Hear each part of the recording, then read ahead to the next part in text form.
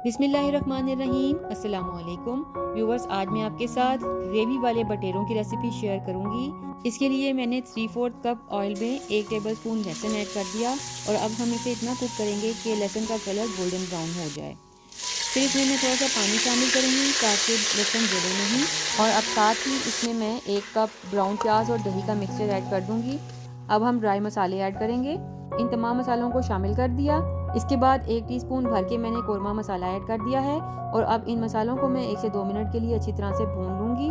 उसके बाद इसमें मैं थोड़ा सा पानी ऐड करूँगी ताकि मसाले जले नहीं।